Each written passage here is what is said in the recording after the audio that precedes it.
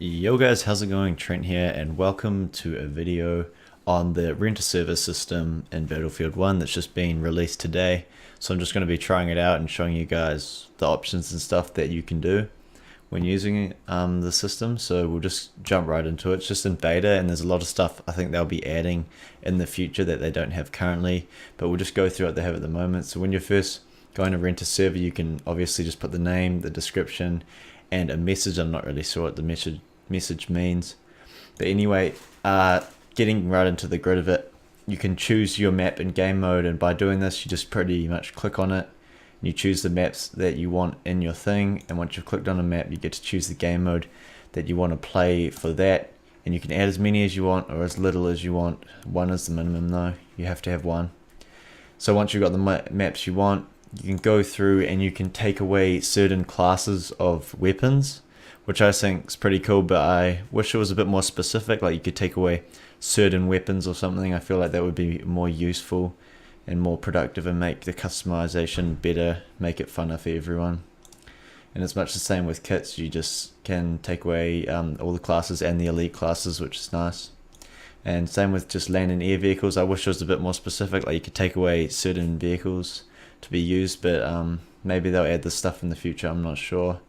And then you go into MISC, and this is all the stuff like you can turn the kill cam, the HUD, friendly fire, health regeneration, 3D spotting, minimap spotting, fog, which would be really cool in my opinion for like, you know, really hardcore kind of game modes. And you can take off things like name tags and the third person camera on vehicles. So moving through to like the rules, I was a bit disappointed here with the stuff they had, because you can just change the like these, but you can only change them by like 50% increments. You cannot just set them exactly how you want it. And so yeah, there's just a few of those, and I wish it was a bit more like health and stuff. But yeah, and then you can choose the region, of course, that you want your server to be in, and the rental period. And yeah, so I've just rented a period for I've rented a server for 1 day just right now, just to test out the server renting system. So what I'll do is I'll go jump on that server right now, and I can just show you guys what it's like. So this is my server here. Made a pretty clickbaity title to try to get some players on here, but this is the kind of stuff that I've done. I turned the elite classes off. Land and air vehicles, well, it's on domination anyway, so we won't be seeing any of those. But I turned explosives off, and I've turned I turned explosives off because I didn't want heaps of grenade spam and stuff. And I've turned off all the spotting and HUD and stuff because I wanted it to be like a hardcore thing, and I upped the bullet damage to 200% and made the spawn time quicker, because I feel like people will be dying a lot and you don't want them getting frustrated. Took off the kill cam to try to add some, you know, some realism to it. But anyway, we'll jump in here. Yeah, it's all my maps are just domination game modes, and I had about 5 maps, just my favorite maps and what I thought would be cool with, you know, fog on and that sort of hardcore gameplay style.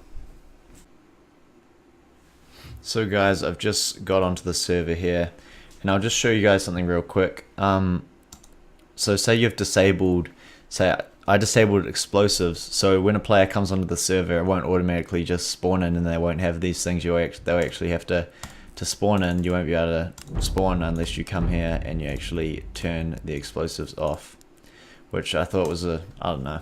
I think it would be easier if it was just pretty straightforward, but yeah.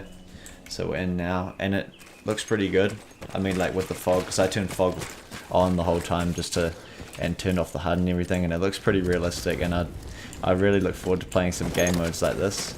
And also looking forward to the Fog of War custom game mode that they're bringing out, and I'm hoping it's somewhat like this, even more fog, which would be awesome. But yeah, so this render server system I suppose is alright at the moment, but a couple big downsides to it is you can't actually, for people who are doing cinematics and things, you can't actually lock a server by password, which is a huge downside, because you might have some intruders coming in on your server and just ruining the clips you're trying to get, which is really frustrating, I guess. And you also can't kick or, you know, can't boot players. So if you have some trollers or hackers on your servers that you don't want on there, you won't actually be able to boot them as of now, but I think they'll be able to change this in the future, hopefully, because I imagine that's just going to become a huge problem with griefers and things. So overall, yeah, the render server system's pretty straightforward, pretty simple at this stage. Hopefully they add some more features to it, but yeah, it's looking really nice. And yeah, this was just my thoughts on it and showing you guys a little bit about it. If you've enjoyed this video, leave a like. If you want to see some more videos from me, subscribe. My name is Trent, and I'll see you guys later.